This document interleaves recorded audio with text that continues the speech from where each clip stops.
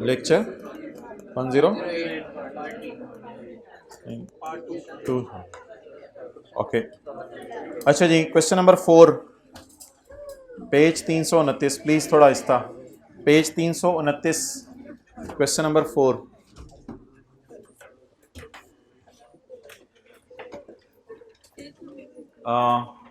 उससे अगला पेज, पहले जरा इसकी रिवीजन कर लें जो हमने किया था। इधर लाएं। सबसे आसान सिनेरियो था जिसमें प्राइसेस भी स्टैंड अलोन थी और चीज़ें भी डिस्टिंक्ट थी। उसमें पहले दोनों सेल 100 पे और अगली सेल 80 पे। बस अब अगर आप आगे हैं तो फिर अपने दिलो जान से मुतवज्जे भी हों। दूसरा जो सिनेरियो था उसके अंदर चीज़ें डिस्टिंक्ट थी plus not a stand alone selling price, तो डिस्काउंट टाइप कोई चीज़ थी। तो पुरानी डिलीवरीज को पकड़ा था या पुराने कॉन्ट्रैक्ट की रिमेनिंग को? रिमेनिंग डिलीवरीज पकड़ के, और किधर है रिमेनिंग डिलीवरीज 60 और नए की 30, वो करके एक एवरेज टाइप निकाल दी थी। और आखिरी वाले में हमने कम्यूलेटिव कैचअप एडजस्टमेंट लगाई। बोले कम्यूलेटिव कैचअप, तो 70, 60 और 30, तो ये एवरेज टाइप एक निकला है 96.25। लेकिन इसमें 100 वाला बुक हो चुका था तो उसको वर्सेस वाली कैलकुलेशन से गुजार के रेवेन्यू उल्टा दिया। ओके, एक एंट्री एक्स्ट्रा हुई है। क्वेश्चन 4 जी, इन जनवरी 2021, और छड़ दो जान, SL promises to sell 130 product, बेच भी दो आप, तुम जान ले रही है हमारी। 130 प्रोडक्ट्स टू सीएल फॉर 13,000 रुपए। The entity will deliver 70 products on 31 January and 60 product on 28 February. CL paid 13,000 on inception of contract on 15 February. A new contract was received in which modified to require the delivery of additional 30 products to CL on 10 March at ₹80। CL paid additional amount modification date. The additional products are distinct. Additional products are distinct, या तो ये वाला होगा या ये वाला होगा। Additional products are distinct and does not reflect the standalone selling price। लेकिन standalone selling price नहीं है। अब यहां से लेके सॉरी, यहाँ ये वर्किंग तो यहाँ है ना, यहां से लेके यहां तक ये वाला सिनेरियो है। एक छोटा सा मसला आया है पहली 70 डिलीवरीज में। पहली 70 डिलीवरीज में मसला आया है। मिसाल के तौर पे आपने बिरयानी का डब्बा ऑर्डर किया, उसमें बोटी नहीं थी, तो ये छोटा सा मसला है, बड़ा मसला है, बहुत बड़ा मसला है। अच्छा, उसमें चावल ही नहीं थे, ये उससे भी बड़ा मसला है। अच्छा, it was discovered that 70 products already supplied, ये जो पता चला है कि 70 प्रोडक्ट्स ऑलरेडी सप्लाई हुई है ना, हैड माइनर डिफेक्ट्स, यानी बॉल पॉइंट के कैप नहीं थे। बॉल पॉइंट तो थी लेकिन उसके कैप नहीं थे, पर्दे में नहीं थी, बॉल पॉइंट छुपी नहीं हुई थी। तो एसएल एग्रीड टू गिव ₹1500 की माफी। 1500 में तुम्हें क्रेडिट देता हूं, माफ करता हूं टू सीएल। हमने कहा कैसे? कहते हैं 70 ज़रा 15, तो ये 15 क्या होगा? शायद 15 क्या होगा? 15 असल में 100 की चीज बेची है ना, तो 15 पर प्रोडक्ट वो हमें क्या दे रहे हैं? डिस्काउंट दे रहे हैं। क्लियर? अब ये डिस्काउंट किन प्रोडक्ट्स में मिला है? जो पहले 70 वाली हैं। मसला भी उन्हीं में था और डिस्काउंट भी उन्हीं में मिला। अब मुझे बता दें, it was discovered that 70 products, ये आपको कहां पता चल रहा है कि कब डिस्कवर हुआ है? मेरे ख्याल से 31 जनवरी के बाद जब आपने इस्तेमाल किया होगा तभी पता चला होगा ना। लेकिन मेरे ख्याल से आईकैप का सवाल आएगा तो वो ज़्यादा बेहतर तरीके से करेगा। ये स्टडी टेक्स्ट में उसने सवाल डाला हुआ है तो इसमें उसने ज़्यादा बेहतर तरीके से लिखा नहीं हुआ। अभी बज़ाहिर हम इन दोनों लाइनों को इकट्ठा मिला के पढ़ लेते हैं कि जब एडिशनल 30 का ऑर्डर आया तो तब हमने एडिशनल 30 का हमने ऑर्डर किया और सेलर को ऑर्डर आया, सेलर तो हमें तो जब सेलर को 30 का ऑर्डर आया तो बायर ने कहा यार वो जो तुम्हारी 70 थी ना उनमें भी मसला था। तो बाय डिफॉल्ट हम ये अज्यूम करेंगे कि जिस दिन नया ऑर्डर पकड़ा है आपने उसी दिन ये मसला उसने आपको क्या कर दिया? हाईलाइट कर दिया है। आप बता दें जी, सारी एंट्रीज नॉर्मल तरीके से चलनी है क्योंकि यहां से लेके यहां तक सवाल बिल्कुल क्या है? सेम है, यहां से लेके यहां तक सवाल सेम है। कैश जो है ना, मैं उससे थोड़ा रिसीव कर लेता हूं या ज्यादा रिसीव कर लूं, please please please understand.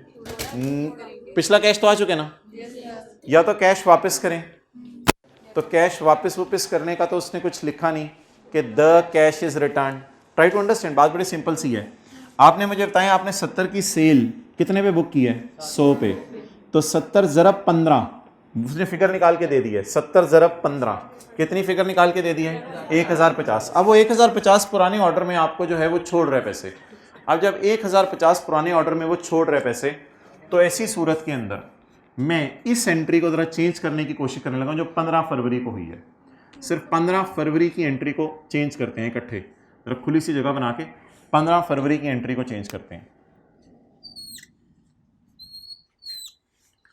Okay, अब आप मुझे बताएं जो हमारे पास कैश आएगा,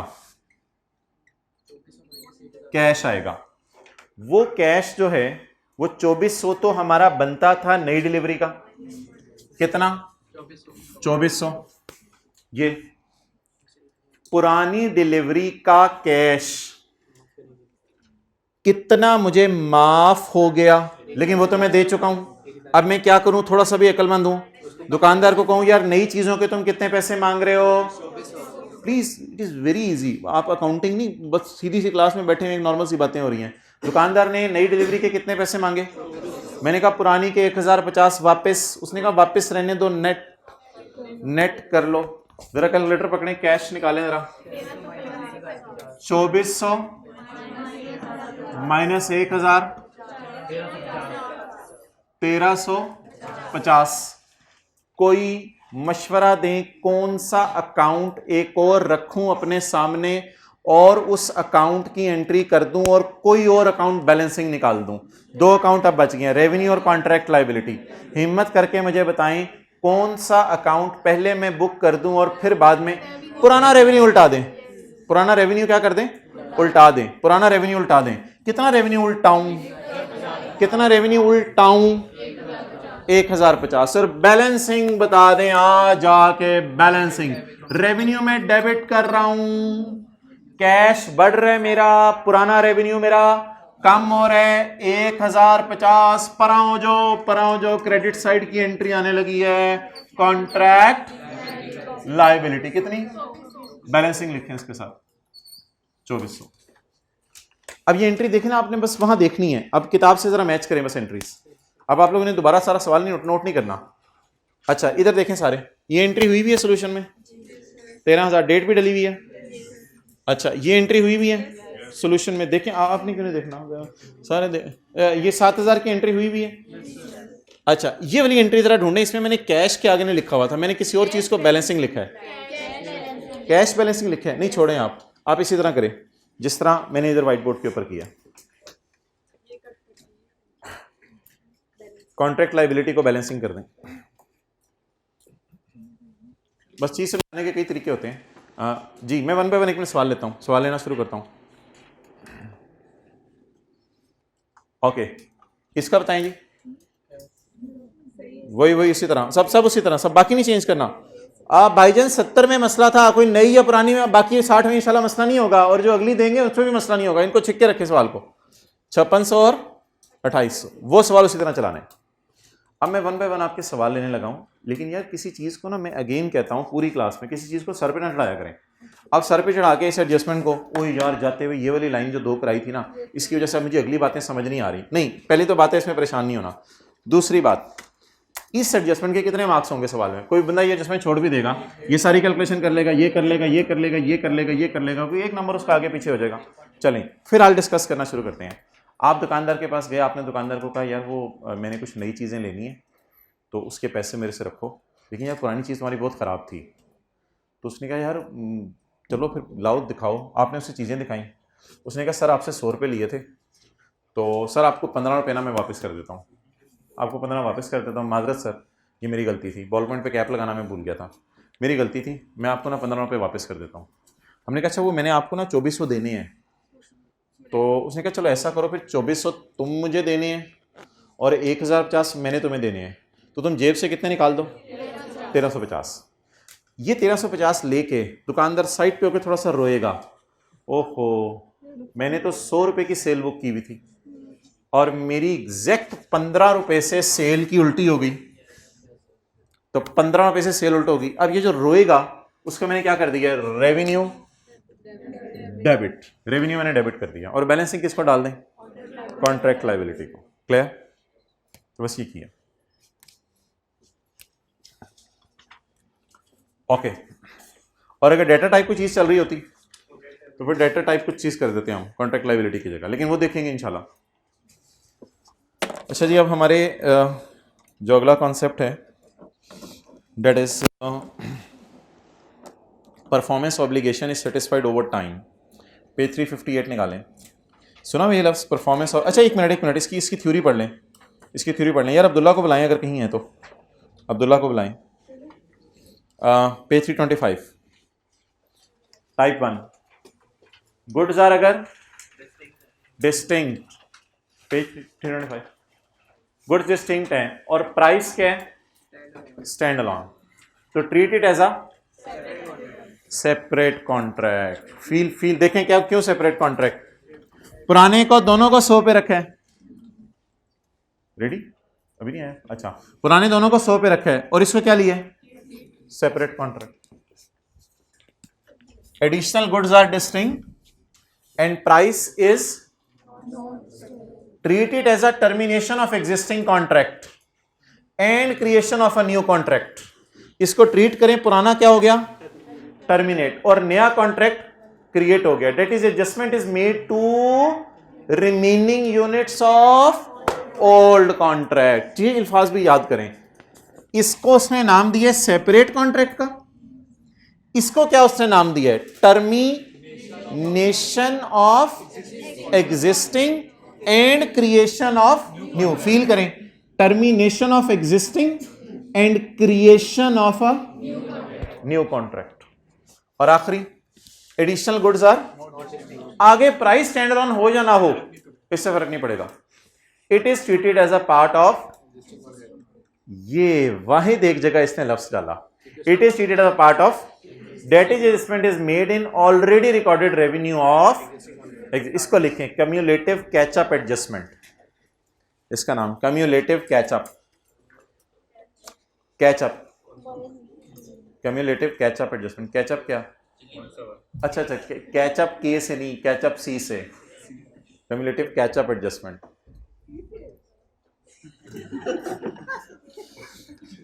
अगले सफे पे शायद स्पेलिंग लिखे हुए होंगे, नहीं लिखे हुए?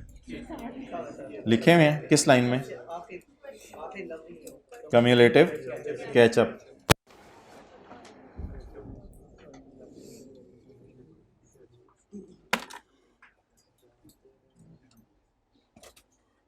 उठा लें अपना फ्यूचर, ये सारा इधर। ओके नेक्स्ट, ये आगे चलें। आज तो बस ऐसे मजे मजे के कॉन्सेप्ट हैं। अगला क्या था? हाँ, performance obligation satisfied over time. Page number कौन सा बताया? 358। परफॉर्मेंस ऑब्लिगेशन, मुझे लगता है स्टैंडर्ड पे अकाउंटेंट्स ने ना सही काम किया कमरे में बंद होके। IAS 18 जो है वो बन गया था, उसके कई सालों बाद फिर IFRS 15 आया, तसल्ली से उन्होंने काम किया रेवेन्यूज़ की एक एक एस्पेक्ट पे सोच के। लोगों ने सवाल पूछे होंगे, इन्होंने स्टैंडर्ड पे काम किया, बड़े मजे का standard. Performance obligation is satisfied over time. अच्छा, किस वक्त आपने रेवेन्यू बुक करना है? At a point in time, और किस वक्त बुक करना है? At a point. स्टैंडर्ड कहते हैं ये मैं बताऊंगा, कहते हैं ये आज मैं बताने लगा हूं आपको। कहते हैं इन तीनों में से कोई एक बात भी पाई जाए, और इन तीनों में से कोई एक बात भी पाई जाए तो आपने रेवेन्यू रिकॉर्ड करना है ओवर टाइम। अच्छा जी, एक सीए फर्म है, वो सीए फर्म किसी को ऑडिट करके दे रही है, तो मैं आपसे दो सवाल पूछने लगा हूं।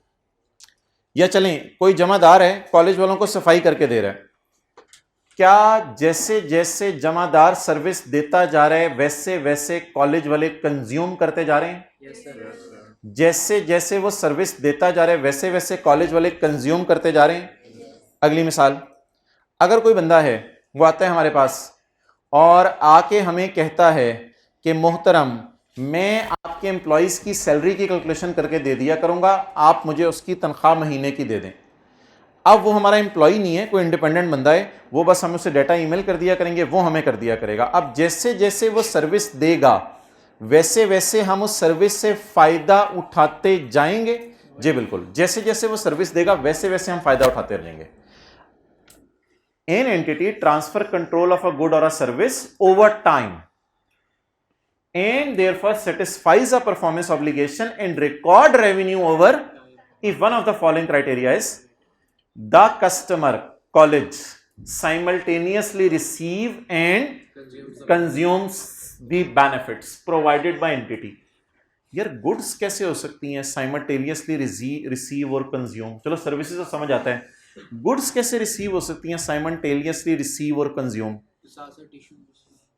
न्यूज़पेपर, जैसे जैसे वो रिसीव होता रहता है आप कंज्यूम करते रहते हैं, फिर अगले दिन फिर आ जाती हैं गुड्स, फिर आप कंज्यूम करते हैं, फिर अगले दिन आ जाती हैं, फिर कंज्यूम करते हैं, या अलग से साल के एंड पे जाके उनको पढ़ते हैं। हमें कुत्ते ने काटा हुआ है, आज खुल के बातें करें, हमें कुत्ते ने काटा हुआ है, हम साल के एंड पे जाके सारी अखबारें पढ़ें। तो साथ साथ आता रहेगा और हम क्या करते रहेंगे? कंज्यूम करते रहेंगे। तो गुड्स भी साथ साथ कंज्यूम होती रहती हैं। Examples, gym services by gym, वो सर्विस दे रहे हैं आपको, आप साथ साथ मसल मोटे हो रहे हैं आपके। अच्छा, electricity provided by electricity company, वो बिजली दे रहे हैं आप ले रहे हैं। क्लियर? टीचिंग सर्विसेज, जैसे जैसे सर्विस दी जा रही है वैसे वैसे कंज्यूम कर रहे हैं, घर जाके इसको उगल दीजिएगा। अच्छा, सिक्योरिटी गार्ड सर्विसेज, जैसे जैसे सिक्योरिटी गार्ड सर्विस देता जा रहा है कॉलेज वाले वैसे वैसे सर्विस लेते जा रहे हैं। ये तो नहीं सिक्योरिटी गार्ड कहता कि साल के एंड पे आके एक दफा सर्विस दे दूंगा, भाई सर्विस है, जूता है। पेरोल सर्विसेज, किसी ने कॉलेज वालों की सैलरीज कैलकुलेट करके दे दी एम्प्लॉइज की बाय एन अकाउंटिंग फॉर्म, और झाड़ू मारने की सर्विसेज। तो दो बातें इसमें शर्त हैं। पहली बात बताएं, simultaneously receive and simultaneously consume. अगला सर्विस देगा, आप साथ कंज्यूम भी करेंगे। पेरोल सर्विस एक साल की नहीं होती, हर महीने की तनख्वाह निकलती है। एक साथ क्या मतलब? एक साथ ही है ना, जैसे उसने पेरोल कैलकुलेट करके दे दी महीने के एंड पे, और एक साथ का मतलब एक दिन नहीं, ये वीकली भी हो सकती है चीज, ये 15 दिन बाद भी, ये 20 दिन बाद भी, मंथली भी, वो ट्रांजैक्शन की नेचर पर डिपेंड करता है। अच्छा, आगे पॉइंट बी। कई दफा ऐसा होता है कि सेलर आपके प्रेमिसेस पे आके घर बना के देता है, यानी आपकी लैंड पे आके, सेलर आपकी लैंड पे आके घर बना के देता है। तो क्या वो जैसे जैसे घर बना के दे रहे हैं आप वैसे वैसे कंज्यूम भी कर रहे हैं? इट इज नॉट, हम ये नहीं कह सकते कंज्यूम, हम कहेंगे पूरा बना के दे दो, फिर आगे आएंगे और आके इस्तेमाल करना शुरू कर देंगे घर। ऐसी सूरत में क्या लाइन बनेगी बोलें? द सेलर परफॉर्मेंस क्रिएट्स और enhances an asset. Seller perform कर रहे, आपने अगले दिन आके देखा थोड़ी सी ईंटें और लगी हुई थी, फिर सेलर ने परफॉर्म किया, आपने अगले दिन आके देखा, आपने देखा 3-4 ईंटों की लाइनें और लगी हुई हैं, फिर सेलर ने परफॉर्म किया। सेलर साथ साथ परफॉर्म कर रहे और एक चीज साथ साथ इनहेंस हो रही है या consume? Enhance. Seller perform creates और sellers performance creates an asset. For example work in progress, that customer control आप कर रहे हैं साथ साथ, ये घर आपका बनता जा रहा है, बट इट डजंट मीन कि आप जो है इसको कंज्यूम भी करने रहने भी लग जाएं। चलो कोई नहीं, छत नहीं डली, चलो कोई मसला नहीं, मैं मलंगी तो अच्छा।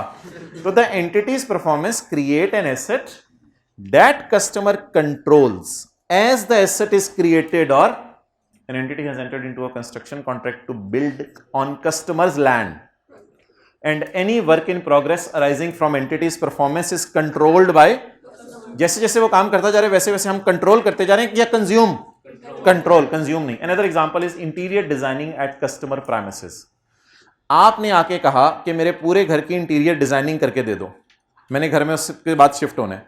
या एक और मिसाल समझ लें आसान सी, आपने किसी को आके कहा मेरे घर आके कंप्यूटर टेबल बना के दे दो, आपने कितने देखे लोग पूरी लकड़ी की टीम आई होती है और आके घर आके काम करके दे रहे होते हैं लोगों को। तो कोई लोग फर्नीचर खुद बनवाने के शौकीन होते हैं, दरवाजा खुद बनवाने के शौकीन होते हैं, बनी बनाई चीजें नहीं लेते। तो लोग आ जाते हैं, जैसे जैसे अब वो कुर्सी बनाते रहेंगे, अब टांगे बन गई, मैं बैठ जाऊं यार, मैं पागल हूं, हमें डीओजी ने काटा है कि हम टांगों पे बैठे, 4 टांगे चलो जी बैठो, हम पागल हैं? अच्छा, तो क्या जैसे जैसे वो कुर्सी बना के देता रहेगा वैसे वैसे मैं कंज्यूम करता रहूंगा? वैसे वैसे कंज्यूम नहीं करता रहूंगा। कोई अलमारी बना के दे रहा है, कोई और चीज बना के दे रहा है, तो इसमें खूबी ये होगी, आमतौर पे कैरेक्टरिस्टिक ये होगी कि अगला बंदा आपके प्रेमिसेस में आके आपको चीजें बना के दे रहा होगा आपके सामने, आपके सामने। नेक्स्ट पॉइंट नंबर सी, ये तरह इंपॉर्टेंट है। आपने फोन पे ऑर्डर लगाया कि भाईजान मेरी शादी खाना आबादी है, मेरी शादी तो शादी से मेरी शादी है, तो ऐसा करो आप जो है ना फर्नीचर बना दो कमाल किस्म का, मैं बैठूं तो अंदर ही बैठा रहूं तो फर्नीचर बना दो कमाल किस्म का। अब आपने ये ऑर्डर प्लेस कर दिया, अब वो अपने प्रेमिसेस में बनाएगा या आपके घर तक आ जाएगा? घर तो नहीं हम आने देंगे उसको, गैर बंदे को घर में क्यों दाखिल करें? तो हम क्या करेंगे, वो अपने प्रेमिसेस में जाके बनाएगा, बिल्कुल अपने प्रेमिसेस में बनाएगा।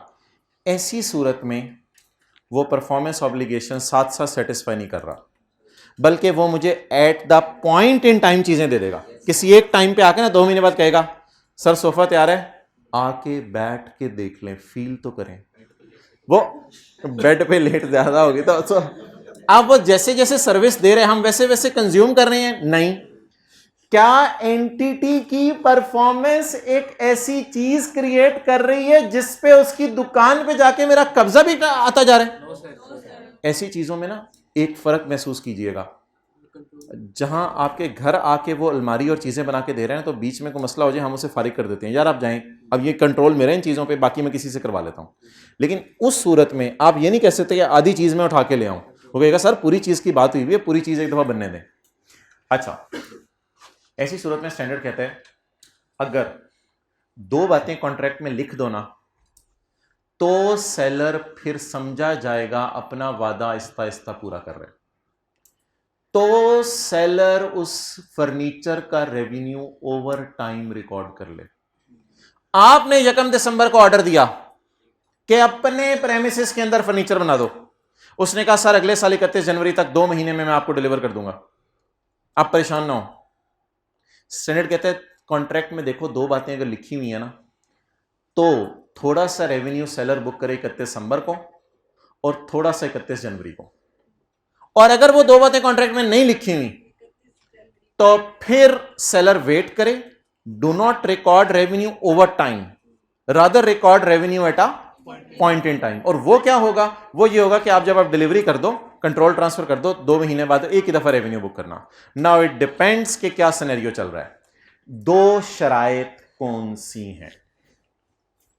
शर्त नंबर 1, अब आपने स्टोरी का जहन में रखी है, आपने ऑर्डर किया है, उसने कहा मैं 2 महीने में आपको चीज तैयार कर दूंगा, वो अपने प्रेमिसेस में चीज बना रहा है, वो कोई ऐसी चीज क्रिएट नहीं कर रहा जिसका कंट्रोल साथ साथ आपको मिल रहा है, कंट्रोल एंड पे मिलना है इसका। लेकिन अगर 2 बातें कॉन्ट्रैक्ट में लिखी हुई है, नंबर 1, इसको ना मैं थोड़ा सा फिक्रे को जरा आसान कर रहा हूं, आप लोग इसको भी ना काटिएगा।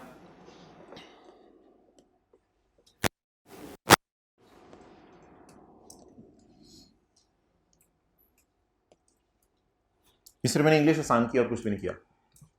एंटिटी की परफॉर्मेंस एक ऐसा एसेट क्रिएट कर रही है furniture with no use to entity. क्या मतलब with no use to entity? क्या मतलब से वो किसी और को कुर्सी बेच देंगे? नहीं नहीं नहीं नहीं नहीं, कहते वो मैं बताता हूं with no use to entity का क्या मतलब है। कहते हैं the asset has no use for entity means either seller is restricted contractually by buyer not to sell it to other party. अगर आप कॉन्ट्रैक्ट में लिख दें ये सोफा मेरे कहने पे बन रहा है, ये सोफा तुमने और किसी कस्टमर को नहीं बेचना, it means the entity's performance क्या कर रहे हैं? फर्नीचर बना रहे हैं, क्रिएट अ कुर्सी with no use to entity. Entity उस कुर्सी का कुछ नहीं कर सकती, वो किसी को बेचने भी लगेगा, मैं कहूंगा मैंने तुझे मना किया था। एक ये बात कॉन्ट्रैक्ट में पाई जाए। लेकिन क्या मतलब कि कोई और यूज ना कर सके। स्टैंडर्ड कहते हैं इसकी दो पॉसिबिलिटीज हैं। एक तो ये पॉसिबिलिटी आप कॉन्ट्रैक्ट में उसको लिखवा के दे दो कि भाईजान ये कुर्सी आपने किसी को नहीं बेचनी, या वो एसेट ऐसा स्पेशल नेचर का हो, कोई आप अपने कोई कमर का मसला, टांग का मसला, कोई ऐसी व्हील चेयर बनवा रहे हैं जो और किसी के काम की नहीं है, तो एंटिटी तो फिर उसको सर में मारना है। और it is not practicable for seller to sell the asset to someone else because of it specialised example की machine for Honda, satellite for someone. तो अगर आपको सेलर ऐसी चीज बना के दे रहे हैं, आप पहले मुझे बताएं क्या दो बातें में से एक बात हो जाए तो क्या कहा जाएगा। मेरा सवाल दोबारा सुनिएगा, किन दो बातों में से एक बात हो जाए तो क्या कंक्लूड किया जाएगा। अगर बायर कॉन्ट्रैक्ट में लिखवा दे कि सेलर तुमने ये चीज किसी को नहीं बेचनी, या बायर सेलर को ऐसी चीज बनाने को कहे जो सिर्फ बायर ही यूज कर सकता है, तो स्टैंडर्ड कहते हैं समझ लो अगर कॉन्ट्रैक्ट में इन दोनों में से एक बात पाई जा रही है तो समझ लो the asset has no alternative use for seller. और दूसरी चीज उससे लिखवाओ, क्या अगर किसी वजह से कॉन्ट्रैक्ट कैंसिल करना पड़ा तो जितनी कुर्सी बना दूंगा उसके पैसे दोगे। कहते हैं हाँ मैं वादा करता हूं उसके पैसे दूंगा। The seller has right of payment for work done to date. आज तक जितना काम कर दिया, अगर मैं जाके कहता हूं 2 दिसंबर को ए भाईजान सॉरी बस खत्म, अब मैं आपसे कुर्सी नहीं बनवा रहा, तो 2 दिन के जो है वो आप उससे पैसे लें जितना आपने काम किया है। आपने उसके पांव बना लिए होंगे कुर्सी के, कम से कम टांगे तो भी दूर की बात है, तो आप उससे पैसे ले लें, उससे कोई मसला नहीं। आप बता दें क्या क्या होगा तो क्या किया जाएगा अगर। अब ये 2 बातें मैं नहीं आपसे करा, अब मैं ये 2 बातें नहीं करा, ये 2 बातें तो एक बात की क्या थी, तफसील थी। क्या क्या होगा तो क्या किया जाएगा, समझ आई। क्या क्या होगा तो क्या किया जाएगा। लेकिन पहला सवाल मेरा कुछ और है, क्या आपने जब उसको ऑर्डर किया है तो जैसे जैसे वो कुर्सी बना रहे वैसे वैसे आप कंज्यूम कर रहे हैं। इसमें जवाब नो आ गया, आगे चलें। क्या जैसे जैसे वो कुर्सी बना रहे वो वैसे वैसे आप उस पर कंट्रोल हासिल कर रहे हैं या कंट्रोल एंड पे ही मिलना है। अच्छा अगली बात, क्या वो ऐसा एसेट है जिसको आपने एग्रीमेंट में रिस्ट्रिक्ट करवा दिया है कि किसी को नहीं बेचना। हां जी ऐसा एसेट है।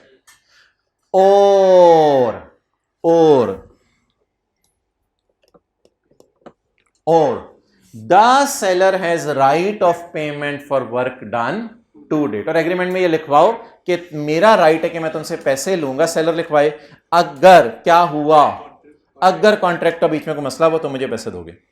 मिसाल पढ़ें जरा, a customized asset, customized machine क्या होती है, स्पेशल ऑर्डर पे machine. A customised machine is being developed for a customer.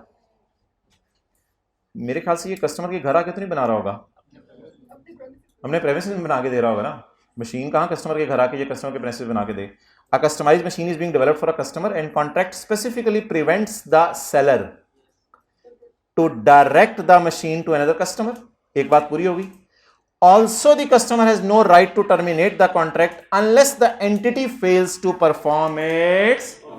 Customer के पास कोई राइट नहीं है टर्मिनेट करने का अनलेस के एंटिटी कह दे कि मैं कैंसिल करती हूं।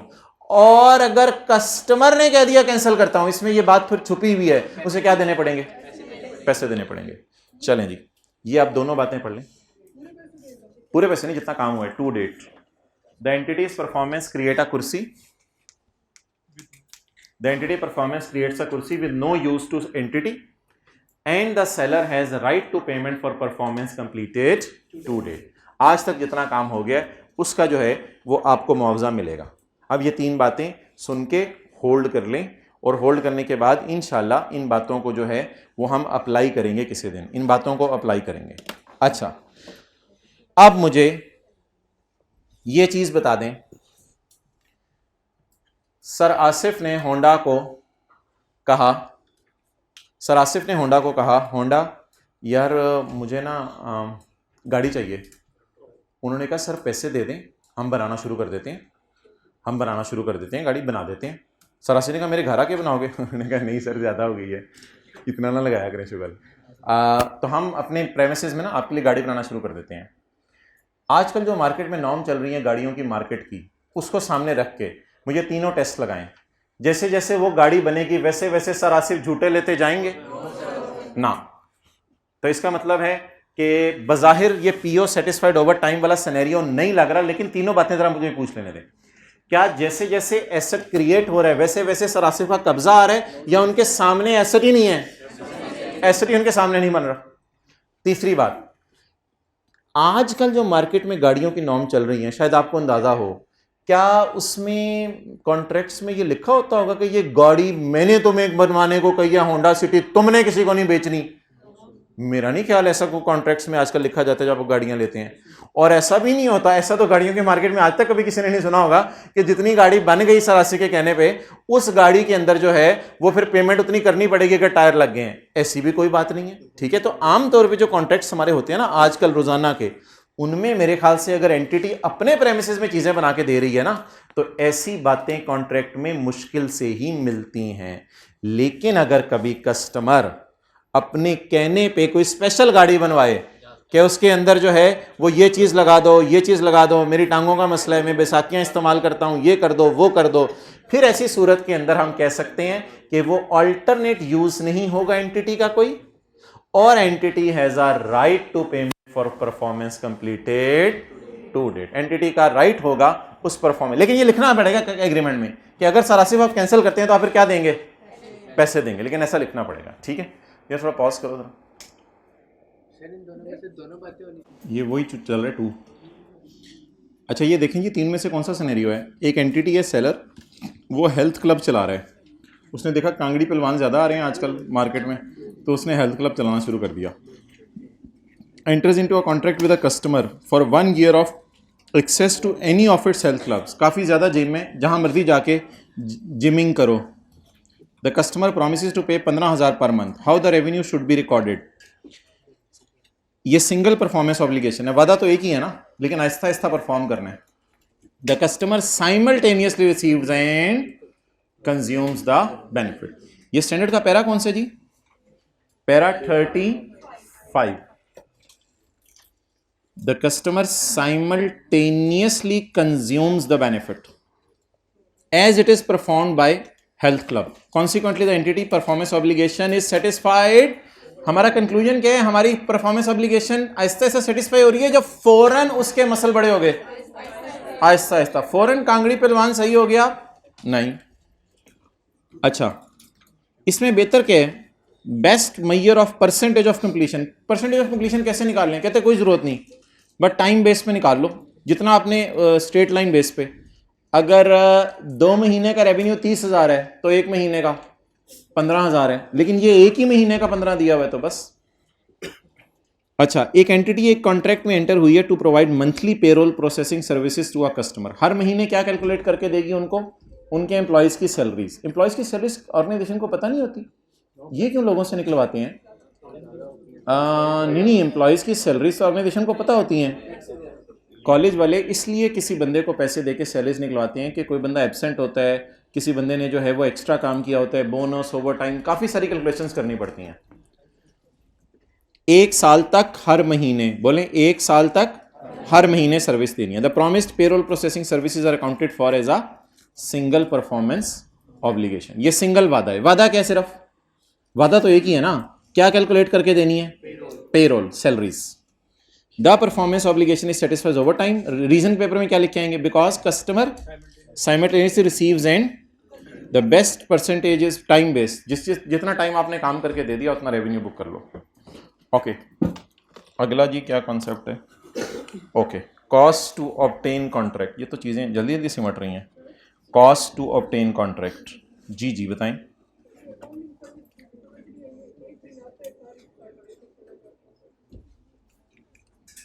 भाई एक दिन आके सारी की सारी देके चला जाते, ज़रूरी नहीं हर महीने वो कैलकुलेशन करता रहता होगा बैठ के, और महीने के एंड पे हमें बता देता होगा कि ये भाईजान आपकी कैलकुलेशन है। तो वो जैसे जैसे सैलरीज कैलकुलेट करके दे रहे हैं, हम वैसे वैसे अपने एम्प्लॉयज़ को दे रहे हैं।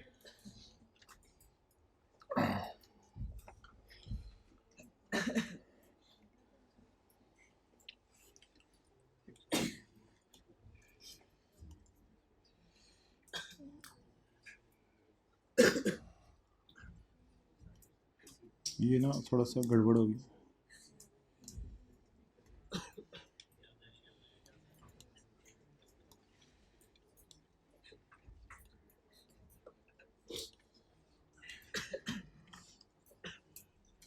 ओके जी, cost to obtain contract, free and पे आपको तस्वीर खींचने दूंगा। ये जी अगला कॉन्सेप्ट है हमारा, कॉस्ट टू ऑब्टेन कॉन्ट्रैक्ट। आपको पता चला इस्लामाबाद के अंदर स्टॉक एक्सचेंज बन रही है और आप एक बिल्डर हैं। इस्लामाबाद स्टॉक एक्सचेंज वालों ने कहा कि जो जो लोग आके अपनी बिड पेश करें तो उसकी बेस पे हम डिसाइड करेंगे कि हमने किससे बिल्डिंग बनवानी है।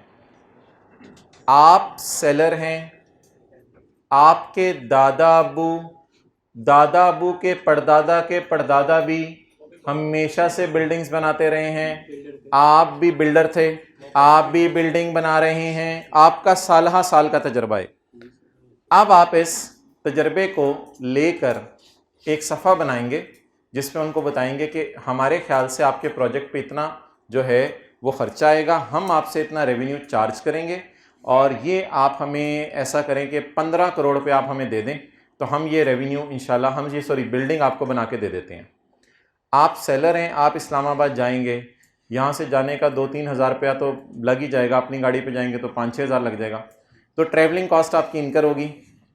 फिर आप अपने साथ किसी लॉयर को लेके जाएंगे ताकि अगर कोई बात ऐसी हो जो कि लीगली डॉक्यूमेंट में करनी हो वो बात हो सके, तो आप लॉयर को जाके किसी अच्छे कमरे में ठहराएंगे और आप लॉयर के साथ बैठकर, अभी आप उसके पास नहीं गए स्टॉक एक्सचेंज वालों के पास, लॉयर के साथ बैठकर एक प्रपोजल बनाएंगे और अपने लॉयर को दिखाएंगे कि ये प्रपोजल देखो, इसमें कोई ऐसी अजीब चीज़ें तो नहीं हैं जिससे मुझे नुकसान हो या लीगली कोई हम गलत काम कर रहे हैं। लॉयर आपको ओके सिग्नल दे देगा, आप लॉयर को सुला के मीठी नींद आप चले जाएंगे स्टॉक एक्सचेंज में।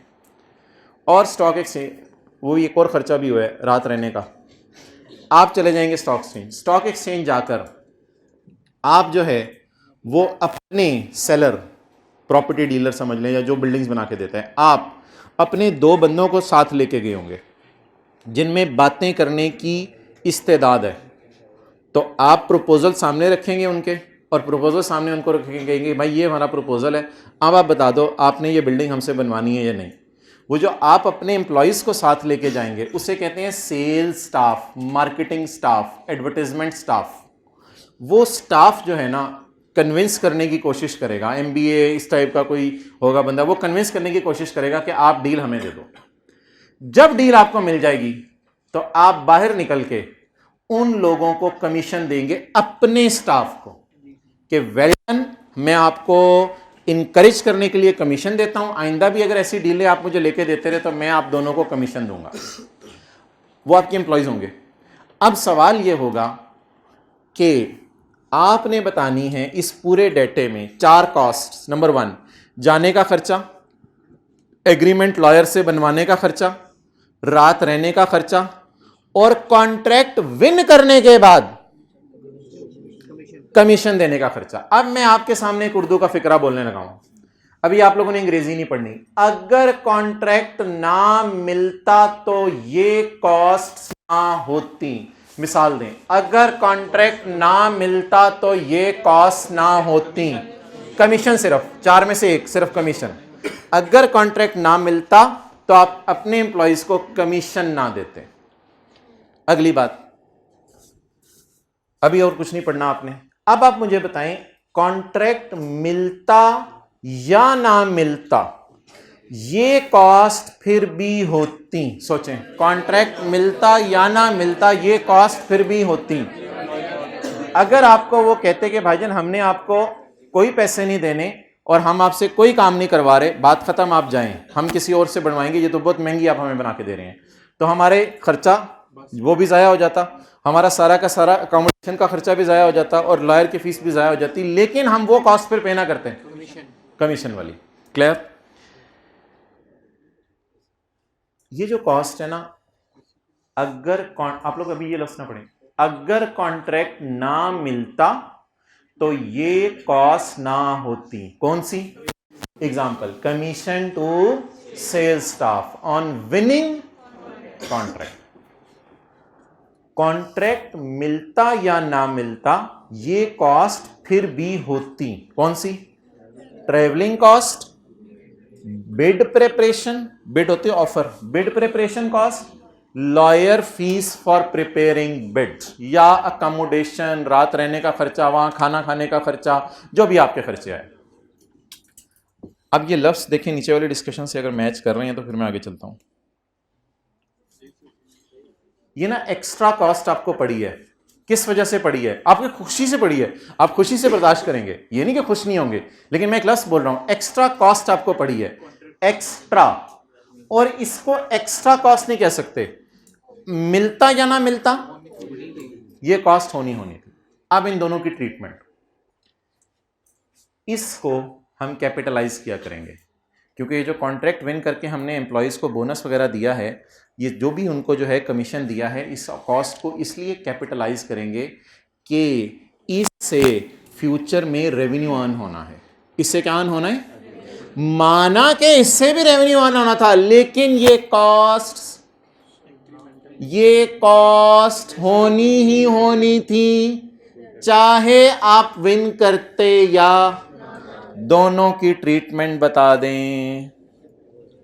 इन कॉस्ट्स को क्या करना है? जाने का खर्चा, रहने का खर्चा, लॉयर की फीस एक्सपेंस में डाल दें। और जो एक्स्ट्रा खर्चा आपको पड़ा है, खर्चा पड़ने का मतलब लोड महसूस ना करें, एक्स्ट्रा खर्चा पड़ा है, अल्लाह का शुक्र है, रेवेन्यू भी कमाना है। जो एक्स्ट्रा खर्चा आपको पड़ा है ऊपर का, इंक्रीमेंटल खर्चा पड़ा है, इसको आपने क्या करना है? Capitalized as inventory. ये भी इन्वेंट्री है आपकी, यानी आप सेल्स कमीशन दे रहे होंगे और एंट्री कर रहे होंगे इन्वेंट्री डेबिट कैश क्रेडिट। फिर आप ईंटें लाएंगे, बजरी लाएंगे, सीमेंट लाएंगे, आप एंट्री करेंगे इन्वेंट्री डेबिट कैश क्रेडिट। जैसे जैसे आप लेबर लाएंगे, एंट्री करेंगे इन्वेंट्री डेबिट कैश क्रेडिट। तो अब आप ये जो सेल्स स्टाफ को बोनस दिया है, इसके बाद अगला काम क्या करेंगे? ईंट बजरी सीमेंट खरीदने जाएंगे, तो उस वक्त भी क्या एंट्री करेंगे? Inventory debit cash credit. तो ये सारे खर्चे आप एक अकाउंट में ना कम्युलेट करते जा रहे हैं, और इन द एंड कॉस्ट आपको अंदाजा हो जाएगा मेरी कितनी है। उस पर कोई जीपी की परसेंटेज जो आपको पसंद है कि मैंने 10% कमाना है, 20% कमाना है, वो जीपी की परसेंटेज डाल के कस्टमर सेलर को एक ऑफर पेश कर देगा कि ये डील जो है, यानी कि सेलर बता देगा कस्टमर को कि यार मैं आपको इतने की चीज बना के दे दूंगा। इन कॉस्ट को बोले कैपिटलाइज, इनको एक्सपेंस। अच्छा, कोई भी चीज जो कैपिटलाइज होती है, जैसे फिक्स्ड एसेट है, उसको कभी ना कभी एक्सपेंस में डाला जाता है। इन्वेंट्री को कब एक्सपेंस में डाला जाता है? जब रेवेन्यू बुक होता है। ये तो हम कई दिनों से पढ़े हैं। इन्वेंट्री को कब एक्सपेंस, इन्वेंट्री को कैसे एक्सपेंस में डाला जाता है? Cost of revenue debit inventory credit. अब अगर ये कॉन्ट्रैक्ट 3-4 साल में आपने उसे पूरा करके देना है और PO is satisfied over time वाला सिनेरियो है, क्योंकि आप स्टॉक एक्सचेंज को उसकी लैंड के ऊपर जाके बिल्डिंग बना के देने लगे हैं, तो जैसे ही आप उसकी लैंड पे जाके बिल्डिंग बना के देने लगे हैं, सिनेरियो 3 में से दूसरा सिनेरियो है, तो जैसे जैसे बिल्डिंग बनती जाएगी वैसे वैसे एसेट क्रिएट और इनहैंस होता रहेगा और आप इधर से अपना रेवेन्यू बुक करते रहेंगे। क्या सेल्स कमीशन को फौरन एक्सपेंस में डाल दें या आहिस्ता आहिस्ता का तरीका क्या होगा? अगर पहले साल आपने 60% बिल्डिंग बना के दे दी, तो फिर पहले साल सेल्स कमीशन का 60% कहां डाल दें? एंट्री याद है? Inventory credit cost of sale बोला था, कॉस्ट ऑफ रेवेन्यू। अच्छा जी, इन सारी बातों को एक छोटा सा टच और देके हम सवाल करते हैं ताकि चीज आपको समझ आए।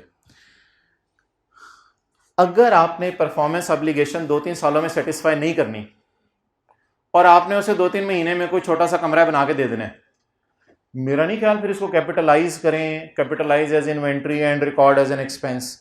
फिर क्या बेहतर है? बोलें।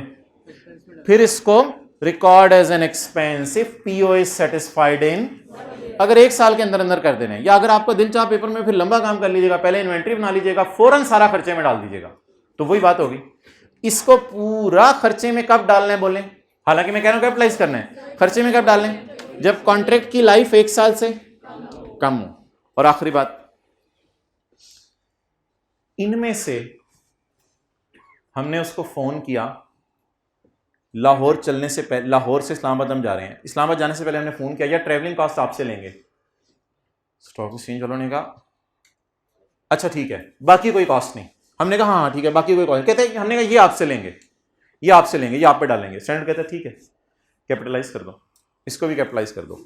इफ वो तो बस जब आप, जाहिर बात है payment, capitalize if recoverable from customer.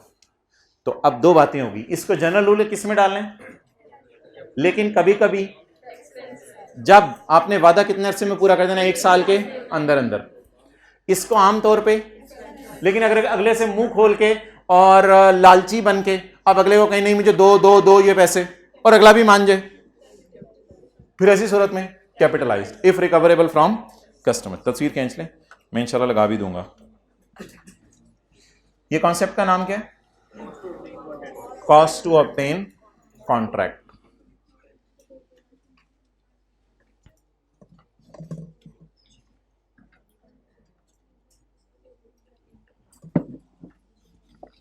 Okay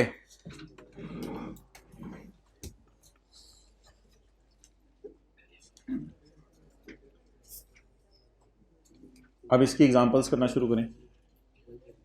page number 366, page number 366। दोबारा तस्वीर खींच लें और मोबाइल अपने सामने रखें और मुझे ट्रीटमेंट बताएं।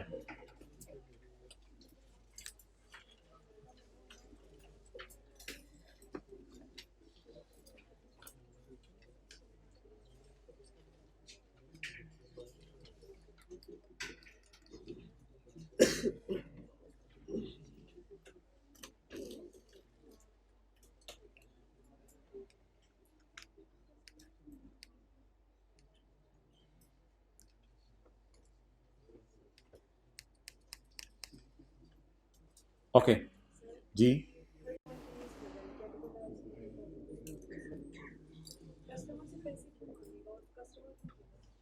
आपने इस्लामाबाद वालों को फ़ोन किया कि यार मैं बहुत बड़ा बिल्डर हूँ पाकिस्तान में, तो मैं तुम्हारे पास आ रहा हूँ और तुम्हारे पास एक अच्छी बिड और ऑफ़र लेके आऊँगा, लेकिन ना आने का ख़र्चा तो कम से कम सारा बर्दाश्त करें ना आप। तो अब वो कहेगा चलो यार ठीक है, तुम आओ फिर देखते हैं, तो आने का ख़र्चा मैं दे दूँगा, लेकिन अब और ज़्यादा बातें ना करना। तो अब मुझे बताएं, ये वैसे कॉन्ट्रैक्ट मिले ना मिले, ये ख़र्चा तो आपका होना ही होना है, तो इसको असूली तौर पे एक्सपेंस में डालना चाहिए। लेकिन आप इतने तेज़ थे, being a seller, property dealer, builder, आप इतने तेज़ थे कि आपने ये किससे रिकवर कर लिया, कस्टमर से। तो एंटिटी से नहीं, एंटिटी तो हम है, सेलर हम है, आपने स्टॉक एक्सचेंज वालों से रिकवर कर लिया, तो capitalised if recoverable from customer. अगर कॉन्ट्रैक्ट में लिखा हुआ है कि कस्टमर से रिकवरेबल है, तो जब ट्रैवलिंग कॉस्ट हो जाए तो क्या एंट्री करें, ट्रैवलिंग कॉस्ट एक्सपेंस डेबिट या inventory debit, inventory debit.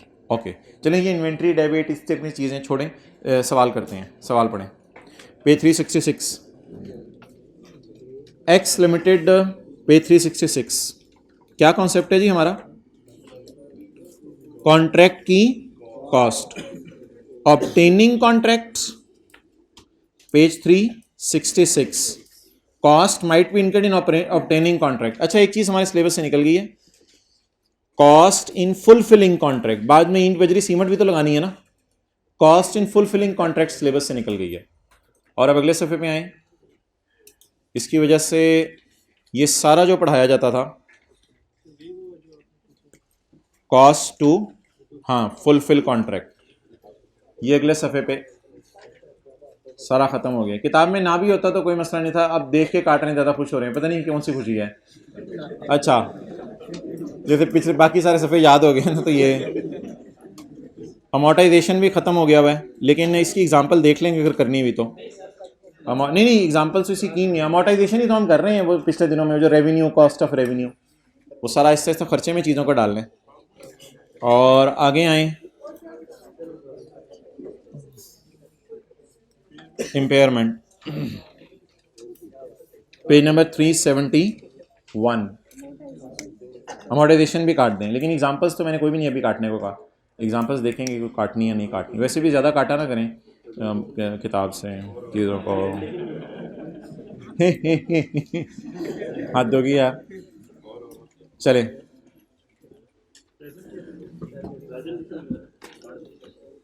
Presentation नहीं काटना हो मेरी जान, प्रेजेंटेशन ही तो सब कुछ है। वो जो कॉन्ट्रैक्ट एसेट की बात की थी, रिसीवेबल और दिल की आवाज, और वो भी अभी खत्म कराने हैं आपको रिवाइज करा के। अच्छा, पेज नंबर कौन से? 366। अच्छा, चलें दोनों चीजें खोल के रखता हूं, फिर एग्जाम्पल पढ़ लें आप। स्टैंडर्ड की कर लेंगे, बना लेंगे, कोई मसला नहीं। पढ़ लें यार, पढ़ लें, अगले एग्जाम्पल पढ़ लें प्लीज। जी, एग्जाम्पल 1।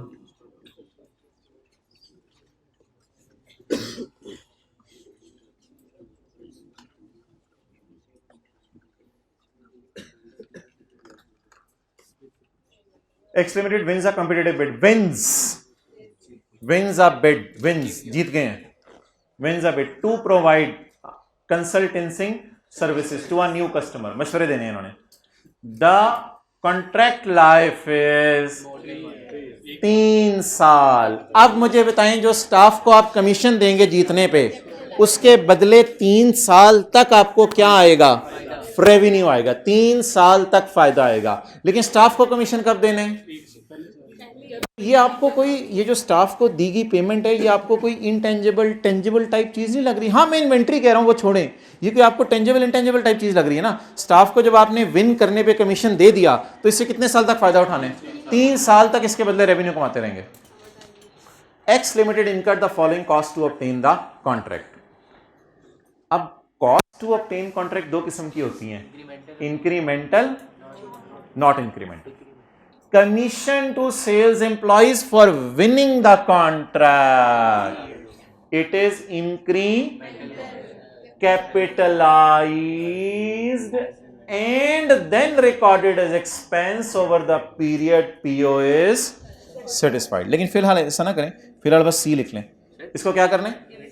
कैपिटलाइज। इन्वेंट्री में फौरन डाल देंगे। अभी एंट्रीज करते हैं।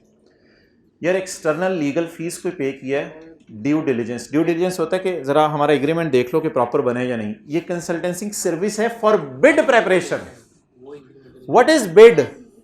बिड वो ऑफर है जो हम बना के लेके जाने लगे थे। वो ऑफर हो सकता है बाद में एक्सेप्ट होती, बाद में एक्सेप्ट, तो ये बिड तो बनवाना ही था। ये bid is an offer. Contract मिलता या ना मिलता, ये बिड वाली कॉस्ट फिर भी होती, बिड प्रेपरेशन कॉस्ट। इसको क्या करना है? एक्सपेंस। अच्छा जी, travelling cost to deliver bid proposal. Bid एक ही बात है। Travelling cost to deliver proposal, contract नहीं, ये ना पढ़े ना एग्जांपल्स, आप कॉन्सेप्ट पढ़ें। कॉन्ट्रैक्ट मिलता या ये कॉस्ट फिर भी होती, तो इनको कहां डाल दें? एक्सपेंस में। अब मैं आपको एंट्रीज भी करवाता हूं, जो आप लोग एंट्रीज पूछ रहे हैं। कॉन्ट्रैक्ट लाइफ बताएं, 3 साल। अब एंट्रीज करते हैं जी। एक्सपेंस में डाल दें कितना? 15 जमा 25 कितना? Expense debit, cash credit. अच्छा जी, अगली एंट्री, इन्वेंट्री डेबिट और cash paid to staff credit. और इसको 3 साल में खर्चे में डाल दें, जैसे इंटेंजिबल्स को डालते थे, टेंजिबल्स को डालते थे। लेकिन इसकी entry cost of revenue debit, cost of revenue, वो जो उससे निकाल रहे थे, और इन्वेंट्री क्रेडिट 10 डिवाइडेड बाय 3, 3.33। चलें जनरल एंट्रीज नोट कर लें। आपको फील हो रहा है वैसे ये 3 साल तक फायदा आएगा इसके बदले? तो इस तरह की एंट्री इनटेंजिबल्स टेंजिबल्स में करते थे, तो थोड़ा सा हजम कर लें, इन्वेंट्रीज में भी हो सकती हैं इस तरह की entries.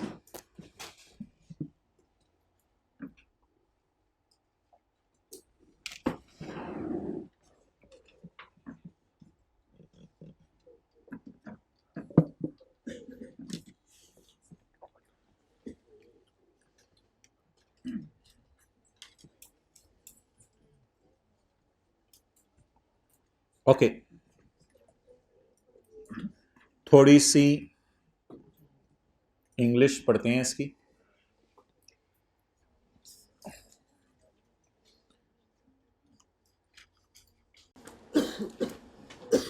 The commission to sales employees कितना है, बोले 10, इज एक्स्ट्रा कॉस्ट, एक्स्ट्रा, ये ऊपर की कॉस्ट पड़ी है आपको, लेकिन इसमें खुश होंगे आप वैसे, ऊपर की कॉस्ट पड़ी है to obtain the contract, should be capitalised, ये देखें जी, should be as a contract and 10,000 and it will be amortised over a period of 3 years.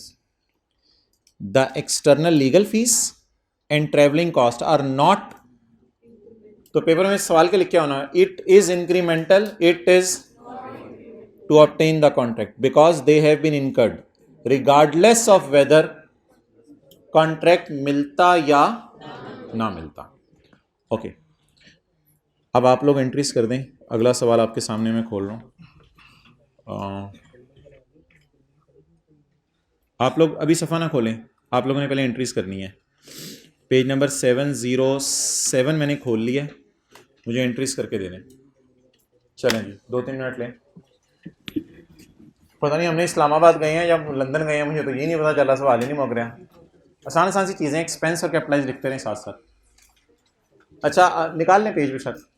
एक आपने अपने एंगल से सोचना है, एक जैसे टीचर समझाएगा वैसे सोचना है। इस तरह ना आपकी डेवलपमेंट होती है, स्टूडेंट की भी रिसर्च एंड डेवलपमेंट हो रही होती है ना। तो आपने सोचने कि आप पढ़ते हुए कैसे पढ़े थे और फिर सर ने पढ़ते हुए क्या सोचा, और वो मैंने क्यों नहीं सोचा जो उन्होंने सोचा। इसलिए मैं ये सफ़ा नहीं खोल के रख रहा, आप प्लीज़ किताब का ही सफ़ा खोल लें।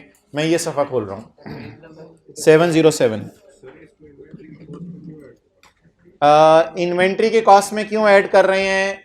सबसे पहले आपने क्या करके दिया, कमीशन दिया स्टाफ को। इसके बाद आप जाएंगे ईंटें खरीदेंगे, बजरी खरीदेंगे और कॉन्ट्रैक्ट में बिल्डिंग बना के देना शुरू करेंगे। तो बिल्डिंग बना के देने के लिए कमीशन देना, ईंटें खरीदना सब जरूरी है।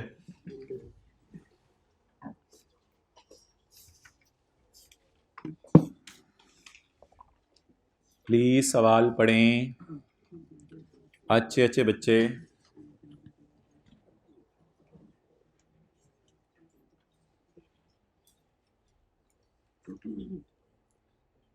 जल्दी आ जाएं उस क्लास में, हाइब्रिड में फर्स्ट रो में सफ़े पे।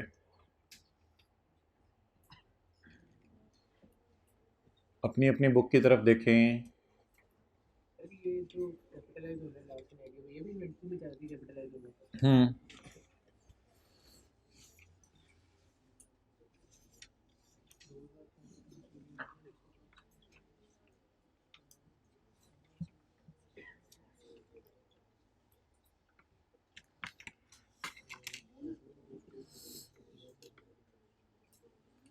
यार इस सवाल में ना कोई पूरे साल का बोनस इकट्ठा भी दिया है, वो शायद इस कॉन्ट्रैक्ट का, पता नहीं, देख लें। वो मेरे ख्याल से इस कॉन्ट्रैक्ट का नहीं है, वो कोई अलग ही कहानी है।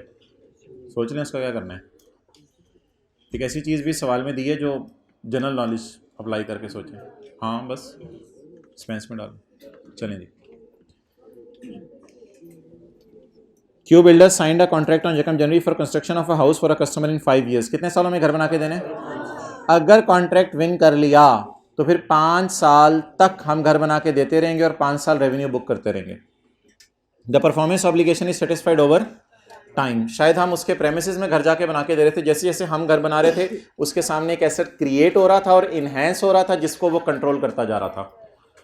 Following is a detail of initial contract costs. 2000 were incurred in preparation of bid of contract. ये बिड प्रिपेयर करने का खर्चा है, इसे कहाँ डालना है? एक्सपेंस में। 3500 was incurred on travel expense and 2500 was incurred on accommodation. भाई खुदा के लिए यार, मैं पेपर में बैठा हूं, आप लोग अजीब बातें कर रहे हैं। मैंने पढ़ा यहां तक कि आप आगे से बोली जा रहे हैं। मुझे क्या इल्हाम होने आगे क्या होना है? आप लोगों ने आगे पढ़ा तो गलत बात कर रहे हैं ना। पेपर में पहली दफ़ा जब मैं पढ़ाऊंगा तो मैं एक्सपेंस लिखता रहूंगा साथ साथ, मैं लिखता रहूंगा। आप इसीलिए तो दही बनती है चीज़ों की। तो जो कॉन्सेप्ट है उसके मुताबिक चलने दें मुझे, मैंने आगे वाला पढ़ा ही नहीं। ये और बातें घर से रिक्वायरमेंट में भी पढ़ के आया हूँ। अच्छा, 3500 रुपये ट्रैवलिंग कॉस्ट है, 3500 क्या है? Travelling cost. और अकोमोडेशन, वो रहने का खर्चा, accommodation respectively for 2 engineers to visit and present the propose construction. To present को अंडरलाइन करें, प्रेजेंट करनी है। प्रोपोज्ड कंस्ट्रक्शन या शुरू हो गई है, प्रोपोज कंस्ट्रक्शन। अच्छा, इतना सा मुझे पढ़ के बताएं। ओ यार तू किथों आ गया? इतना सा पढ़ के बताएं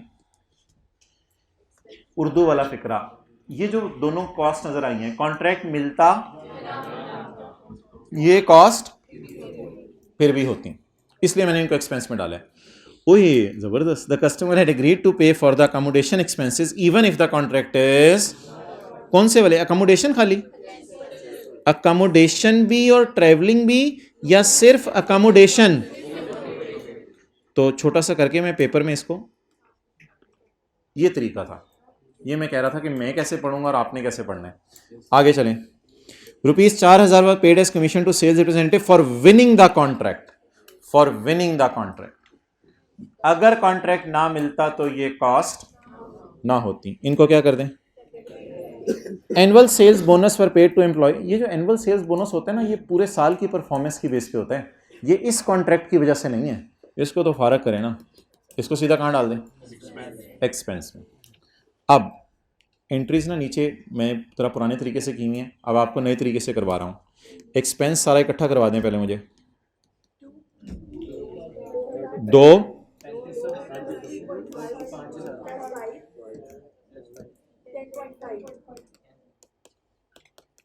अच्छा, उसका चलें अब कैपिटलाइज 2.5 प्लस। लेकिन यार ये इन्वेंट्री को अब आपने 1 साल बना के भी तो दे दिया होगा ना कुछ, तो रेवेन्यू भी बुक किया होगा, इसलिए रेवेन्यू का डाटा उसने नहीं दिया मुझे। आपने 1 साल उसे बना के दे दिया घर, तो रेवेन्यू भी बुक किया होगा, तो रेवेन्यू के साथ साथ कॉस्ट ऑफ रेवेन्यू भी बुक करें। Cost of revenue debit, inventory credit, शेष या आप जिस तरह इंटेंजिबल्स को अमोर्टाइज करते हैं, डिवाइडेड बाय। और अगर कोई परसेंटेज ऑफ कंप्लीशन दी होती तो आप परसेंटेज ऑफ कंप्लीशन से मल्टीप्लाई कर देते, कितना % काम हो गया। हाँ, जिस बेस पे रेवेन्यू को उस बेस पे कॉस्ट को, कितना? 1.3। अच्छा, एंट्रीज को थोड़ा सा कर लें। अब आप इधर लफ्ज़ क्या लिख लें? इन्वेंट्री।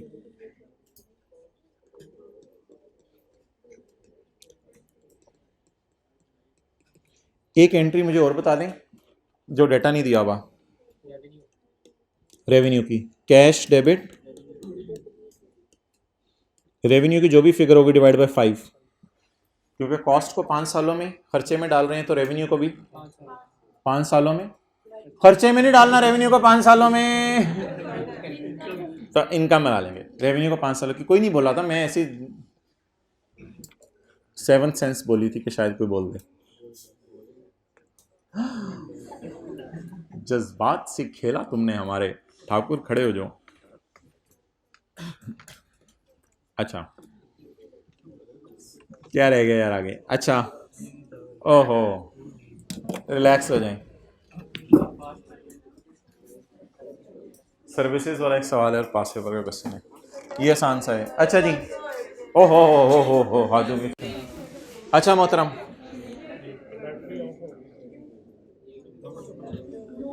ब्रेक। अच्छा ठीक है, 1 मिनट, ठीक है, आपने बता दिया ना, मुझे मिटा लेने दें और सोच लेने दें। अच्छा, ये पार्ट तो यार बंद करो ना ज़रा, अगला पार्ट शुरू करेंगे। ठीक है, 5 मिनट ले लें, लेकिन इधर ही लेटना है।